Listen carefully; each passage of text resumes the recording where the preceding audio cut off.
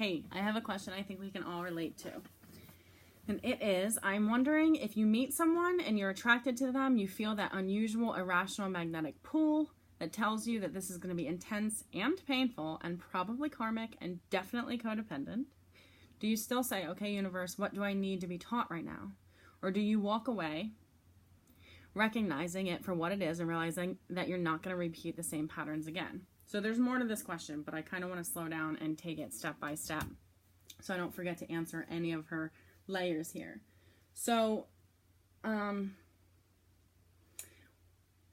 when we walk away recognizing that we don't want to repeat the same pattern, there's an inherent problem with that, which is we cannot level up to a new space unless we have levels beneath us that we are rooted in and there's a firm foundation on.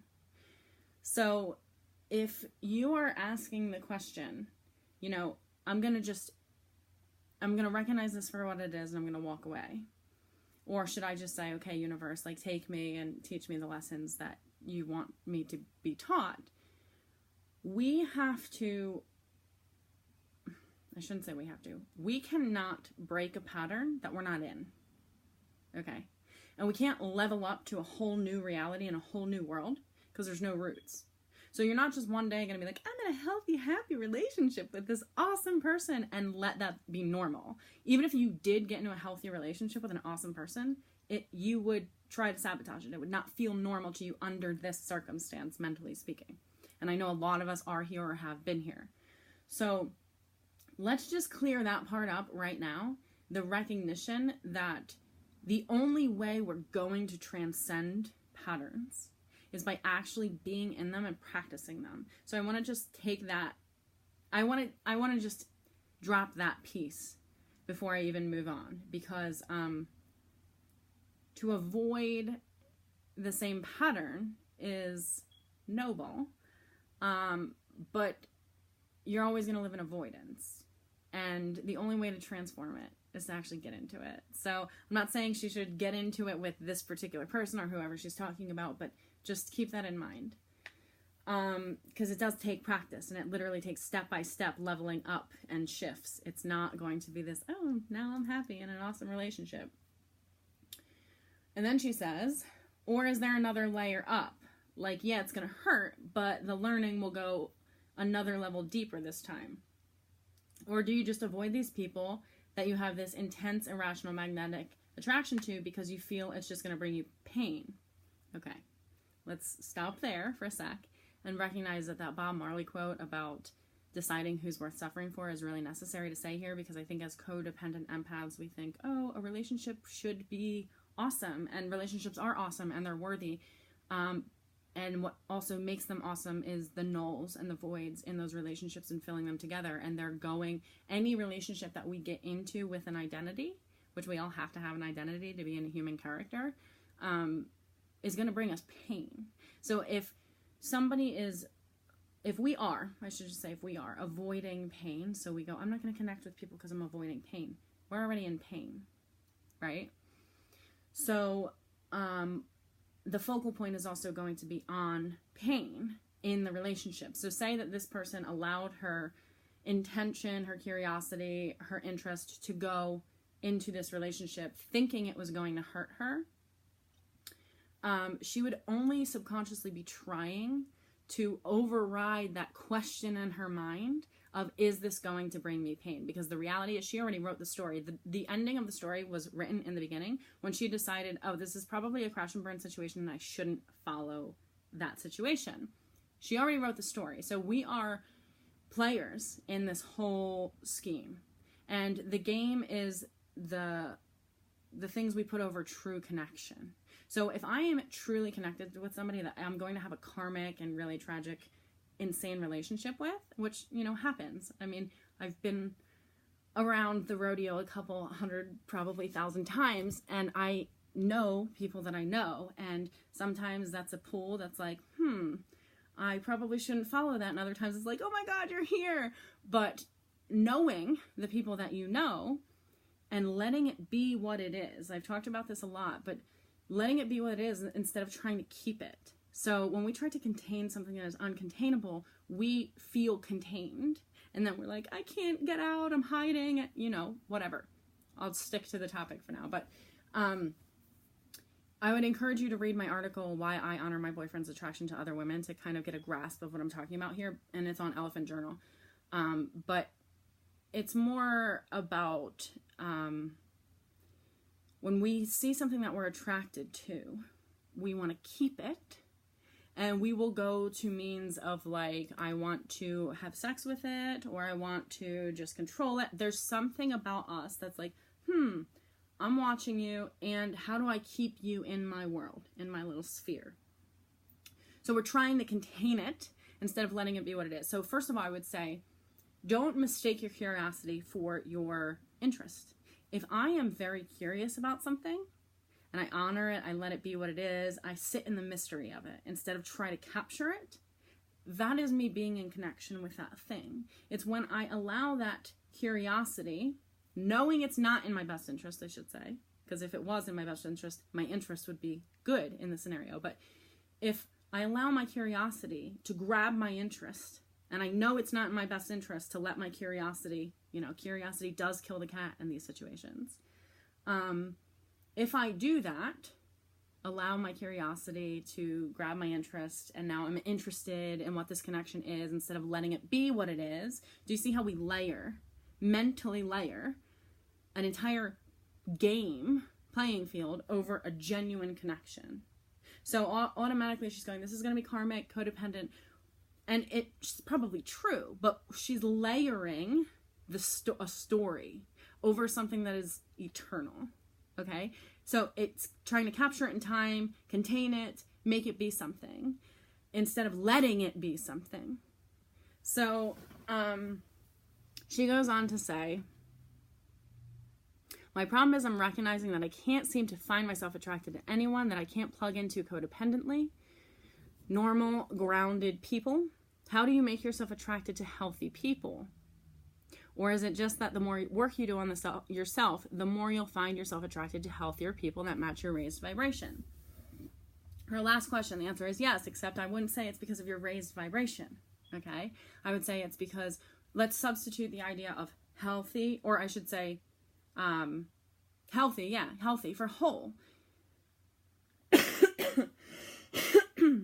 Excuse me, what this mindset is doing, and a lot of us carry this particular frequency, what this mindset is doing is setting herself apart from normal, whole, healthy people, because there's no room for her in whole.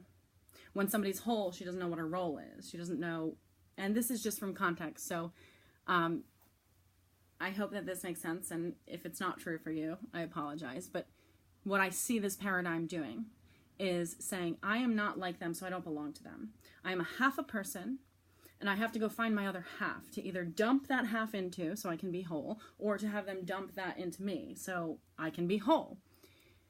When we fill all of those gaps in ourselves by doing the work and we become whole, there's no room for any more halves in our lives, okay? And that's what makes it healthy. So the answer is yes. The more work you do on yourself, the less you're going to attract half people. But what I want you to more notice is that the subconscious mind desires to override the question itself. It desires to answer the question. This seems, my intuition says that this is going to be a crash and burn situation for me, but I'm so curious about it because maybe I could assert my power and just make sure that it's a safe situation for me and that it doesn't crash and burn. And that might be a fun distraction for me, and it might be a project for me, and that sounds really great. And that would be fine, except she already planted the seed that it is definitely a crash and burn situation. So I'm not negating the intuition of the human being who says, like, this is going to be a crash and burn situation. If you knew that it was going to bring you pain and weren't in a space of wholeness, you wouldn't do it. But it's the question of maybe it won't bring me pain and maybe I can actually find fulfillment and wholeness in it that, first of all, indicates you're already a half. You're already a half of a person trying to find another half instead of trying to be the whole. So stop setting yourself apart. I know it's like, oh my God, normal folk, how do we even like be in the same room or talk to them? But we have to stop setting ourselves apart from normal, healthy, grounded people if we want to be a normal, healthy, grounded people. And ironically, when I say that to you, probably if you're like you, which is like me, you're going to go, I don't want to be like normal, healthy, grounded people. That sounds super boring, right? So there's the dichotomy of the mind right there. Is like, I want to set myself apart. I want to stand out, but I want to fit in too. I want to feel normal. Or at least like normal with my kind of people. We can't set ourselves apart from normal, healthy, grounded people if we want to be whole. And when we are whole, we will stop attracting halves. Let me see if there's anything else I wanted to say about that. Oh yeah, about if we all of a sudden leveled up to a new healthy relationship, I said this earlier, that you would self-sabotage it, but it would be a system crash. That thing can't happen. So you have to actually be in relationships that are remotely familiar to you in order to know if you've actually broken the pattern. Because you can't break the pattern, as I said earlier, without being in the pattern.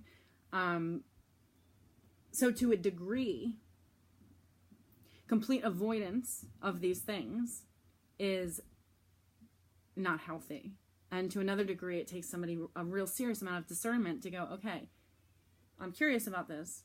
Is it in my best interest? And do I allow my curiosity to grab my interest? And if it's not in your best interest, don't allow your curiosity to grab your interest. It's that simple.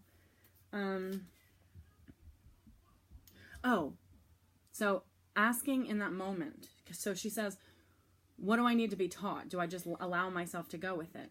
Ask in that moment. Instead of allowing it to be like, okay, I'm going to enter this relationship to decide what I need to be taught from this relationship.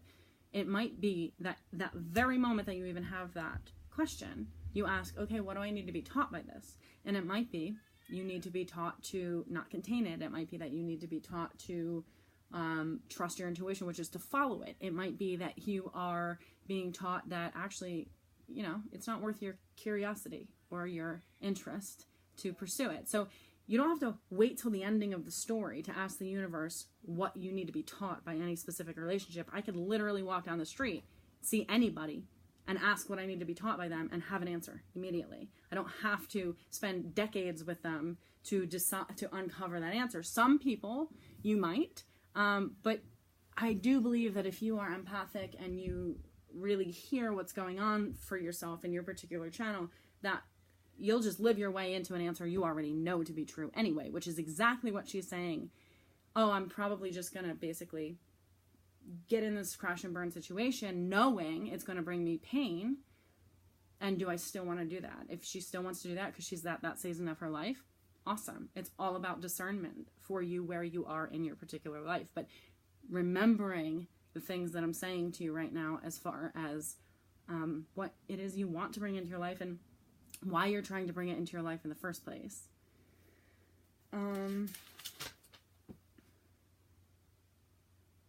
Okay, I think that's it.